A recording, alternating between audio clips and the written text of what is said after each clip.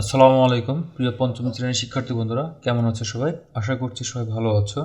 এই ভিডিওতে আমি তোমাদের বিজ্ঞান বইয়ের প্রথম যে অধ্যায়টি রয়েছে জীবের আবাসস্থল, এটির অনুশীলনীতে যে কাজগুলো রয়েছে সেই কাজগুলোর সমাধান নিয়ে ইনশাল্লাহ আলোচনা করব। তো শিক্ষার্থী বন্ধুরা দেখো, তোমাদের প্রথম অধ্যায়ের অনুশীলনীতে 1 নম্বরে যেটি রয়েছে সেটি হলো সঠিক উত্তরের টিক চিহ্ন দেই। তো শিক্ষার্থী বন্ধুরা দেখো, এখানে 3টা কোশ্চেন রয়েছে। আমি সরাসরি অ্যান্সারে চলে যাচ্ছি। প্রথম যে প্রশ্নটি রয়েছে ক নম্বরে, যে জলজ উদ্ভিদের অন্যতম বৈশিষ্ট্য কোনটি? এটি হচ্ছে বায়ুকুঠুরি। ঠিক আছে। এরপরে খ নম্বর যেটি, যে মাংসাশী প্রাণীর প্রধান বৈশিষ্ট্য কোনটি? তীক্ষ্ণ দাঁত, মানে মাংসাশী প্রাণীর তীক্ষ্ণ দাঁত থাকবে। এরপর গ নম্বর, শ্যাওলা কোন উদ্ভিদে পাওয়া যায়? শ্বাসমূল কোন উদ্ভিদে পাওয়া যায়? সেটা হচ্ছে কচুরিপানা। এরপর শিক্ষার্থী বন্ধুরা তোমাদের 2 নম্বরে দেখো শূন্যস্থান পূরণ করতে বলেছে। এখানে টোটাল 5টা শব্দ আছে, সেই 5টা শব্দ দিয়ে শূন্যস্থান পূরণ করতে বলেছে। প্রথমে যেটি রয়েছে, আমি সরাসরি অ্যান্সারে চলে যাচ্ছি। ক নম্বর, জলজ উদ্ভিদকে পানিতে ভেসে থাকতে সাহায্য করে বায়ুকুঠুরি। এরপর তীব্র ঠান্ডায় প্রাণীর দেহকে গরম রাখে চর্বির স্তর। এরপর ছায়াযুক্ত স্থানের একটি উদ্ভিদ হলো ফার্ন।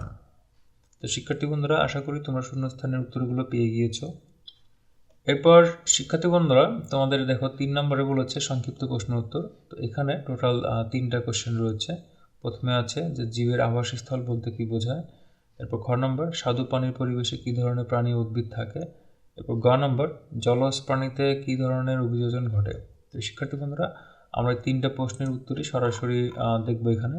তো শিক্ষার্থী বন্ধুরা, এই প্রশ্নের উত্তরে যাওয়ার আগে তোমাদের প্রতি আমার রিকোয়েস্ট থাকবে, তোমরা অবশ্যই ভিডিওটি শেয়ার দিয়ে অবশ্যই চ্যানেলটিকে সাবস্ক্রাইব করে রাখো, যাতে পরবর্তী ভিডিও আপলোড করার সাথে সাথেই নোটিফিকেশন পেয়ে যাও। কারণ এই চ্যানেলটিতে তোমাদের পাঠ্য বইয়ের বিভিন্ন অধ্যায়ের বিভিন্ন গুরুত্বপূর্ণ যে সমস্যাগুলো রয়েছে সেই সমস্যাগুলোর ভিডিও ইনশাআল্লাহ প্রতিদিন সন্ধ্যার সময় নিয়মিত আপলোড করা হবে। তো শিক্ষার্থী বন্ধুরা, প্রথম যে প্রশ্নটা রয়েছে, যে জীবের আবাসস্থল বলতে কি বোঝায়। দেখো, জীবের আবাসস্থল বলতে আমরা যেটা বুঝি সেটা হলো যে স্থানে কোনো জীব স্বচ্ছন্দে বসবাস করতে পারে তাকে জীবের আবাসস্থল বলে। প্রতিটি জীবের জন্য উপযুক্ত আবাসস্থল প্রয়োজন হয়, যেমন মাছ পানিতে বাস করে, গাছ মাটিতে জন্মায় ইত্যাদি। তো এই দুটো উদাহরণ তোমরা দিতে পারো। মূলত অ্যান্সার হচ্ছে এই পর্যন্ত। ঠিক আছে, এখান থেকে এই পর্যন্ত হচ্ছে অ্যান্সারটুকু। এরপর খ নম্বর, স্বাদু পানির পরিবেশে কী ধরনের প্রাণী ও উদ্ভিদ থাকে। উত্তরটা এইভাবে লিখতে পারো তোমরা খুব সহজেই, যে স্বাদু পানির পরিবেশে শাপলা, পদ্ম, কচুরিপানা, ক্ষুদিপানা, টোকাপানা ও বিভিন্ন ধরনের শৈবাল জন্মায়। প্রাণীদের মধ্যে রুই, কাতলা, মৃগেল, পাঙ্গাস সহ বিভিন্ন প্রজাতির মাছ দেখা যায়।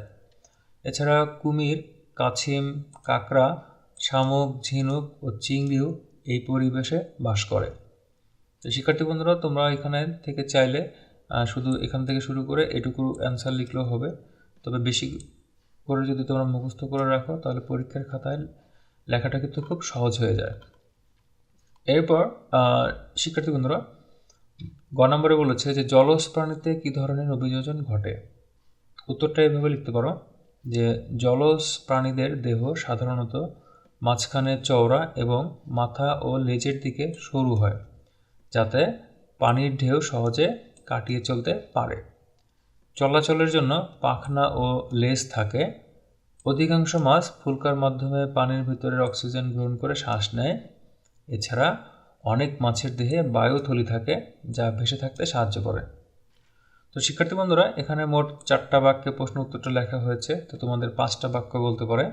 তো তোমরা এখানে কমার পরিবর্তে দাড়ি দিতে পারো, আর 4 বাক্যে বেশিরভাগ প্রশ্নের উত্তরগুলো লিখতে বলে।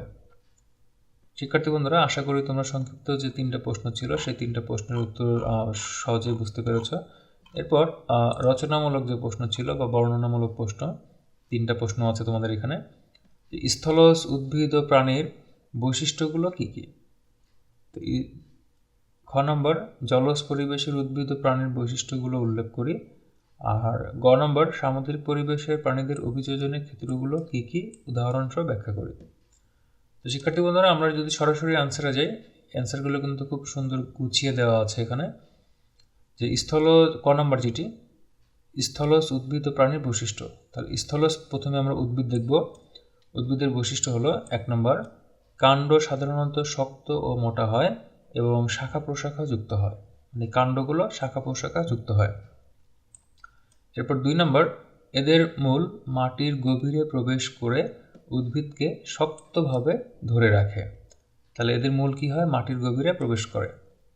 এরপর 3 নম্বর যেটি, অনেক স্থলজ উদ্ভিদ শীতকালে পাতা ঝরিয়ে দেয় যাতে পানি অপচয় কম হয়। কারণ উদ্ভিদ কিন্তু পাতার সাহায্যে, মানে পাতা দিয়ে তার শরীরে যে পানি থাকে সে পানি বের করে দেয়। তো যদি পাতা কম থাকে তাহলে উদ্ভিদের শরীর থেকে পানি কম বের হবে। এই জন্য শীতকালে উদ্ভিদ কী করে? পাতা ঝরিয়ে দেয়। এরপর স্থলজ প্রাণীদের বৈশিষ্ট্য। 1 নম্বর হচ্ছে যে শ্বাস নেওয়ার জন্য শক্তিশালী ফুসফুস থাকে। এরপর 2 নম্বর, চলাফেরার জন্য এদের পা শক্ত উন্নত হয়। 3 নম্বর, শিকার ধরার জন্য অনেক প্রাণীর ধারালো দাঁত ও নখর থাকে। শিক্ষার্থী বন্ধুরা, এই ছিল তোমাদের ক নম্বর প্রশ্নের উত্তর, স্থলজ উদ্ভিদ ও প্রাণীর বৈশিষ্ট্যগুলো। আশা করি তোমরা খুব সহজেই এটি বুঝতে পেরেছ। এরপর খ নম্বর প্রশ্ন, জলজ পরিবেশের উদ্ভিদ ও প্রাণীর বৈশিষ্ট্যগুলো উল্লেখ করো। তাহলে আমরা জলজ পরিবেশের উদ্ভিদেরগুলো যদি আমরা দেখি, প্রথমে উদ্ভিদের বৈশিষ্ট্য হলো 1 নম্বর, জলজ পরিবেশে সারা বছর পানি থাকে।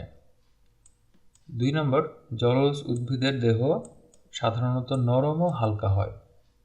3 নম্বর, এদের মূল ছোট যাতে মাটিতে দৃঢ়ভাবে আটকে না থাকে, আটকে থাকে না, মানে জলজ উদ্ভিদের মূলগুলো মাটিতে দৃঢ়ভাবে আটকে থাকবে না, কারণ তারা যাতে সহজে ভেসে বেড়াতে পারে। এরপর 4 নম্বর, কচুরিপানার মতো উদ্ভিদের দেহে বায়ু গুঠুরি থাকে যা পানিতে ভেসে থাকতে সাহায্য করে। তাহলে এরকম অনেক উদ্ভিদ আছে যাদের দেহে বায়ু কুঠুরি থাকে যা তাদেরকে ভেসে থাকতে সাহায্য করে। এরপর জলজ পরিবেশের প্রাণীদের বৈশিষ্ট্য। তাহলে এখানে আমরা দেখেছি প্রথমে উদ্ভিদের বৈশিষ্ট্য, পরে দেখছি আমরা প্রাণীদের বৈশিষ্ট্য। 1 নম্বর, দেহ পানিতে চলাচলের উপযোগী হয়। 2 নম্বর, এদের দেহ চ্যাপ্টা ও সরু আকৃতির হয় এবং পাখনা ও লেজ থাকে। 3 নম্বর, ফুলকা দিয়ে শ্বাস নেয়।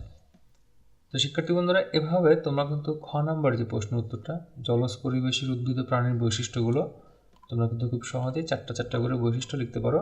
আরেকটা বৈশিষ্ট্য বাকি আছে, এই দেখো 4 নম্বর প্রাণীর, যে অনেক জলজ প্রাণী পানির স্রোতের সঙ্গে সহজে খাপ খাইয়ে চলতে পারে।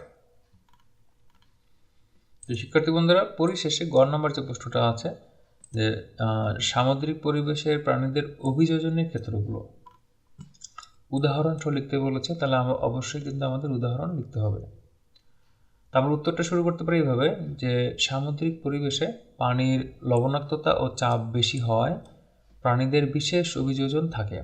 তোমরা চাইলে এই লাইনটুকু নাও লিখতে পারো, এইখান থেকে তোমরা শুরু করতে পারো, যে সামুদ্রিক পরিবেশের প্রাণীদের অভিযোজনের ক্ষেত্রগুলো হলো সামুদ্রিক মাছের দেহ সরু ও চ্যাপ্টা, পাখনা ও লেজ থাকে। অনেক মাছ ফুসফুসে বাতাস জমা থাকে, ঠিক আছে? অনেক মাছের কি হয়? ফুসফুসে বাতাস জমা থাকে।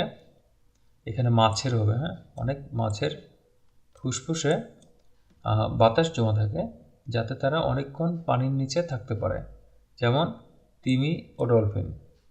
এরপর কিছু সামুদ্রিক প্রাণী আত্মরক্ষার জন্য রং পরিবর্তন করে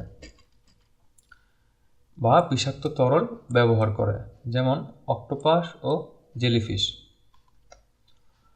তো এসব অভিযোজনের ফলে সামুদ্রিক প্রাণীরা কঠিন পরিবেশেও বেঁচে থাকতে পারে। এরকম 3টা অভিযোজনের ক্ষেত্র উদাহরণ সহ কিন্তু তোমরা লিখতে পারো। তো আশা করি শিক্ষার্থী বন্ধুরা, তোমাদের প্রথম অধ্যায়ের যে প্রশ্নগুলো ছিল এবং তার উত্তরগুলো তোমরা বুঝতে পেরেছ। তোমাদের যদি কারো বুঝতে কোথাও অসুবিধা হয় বা তোমাদের যদি কোনো বিশেষ অধ্যায়ের প্রশ্নের উত্তর প্রয়োজন হয়, তাহলে অবশ্যই আমাকে ভিডিওর কমেন্ট সেকশনে জানাও। আর কে কোন স্কুল থেকে বা কে কোন জেলা থেকে তুমি ভিডিওটি দেখছো, অবশ্যই আমাকে কমেন্ট সেকশনে জানাও। শিক্ষার্থী বন্ধুরা, দেখা হচ্ছে ইনশাল্লাহ পরের ভিডিওতে, পরের চ্যাপ্টারে। ধন্যবাদ সবাইকে। আসসালামু আলাইকুম।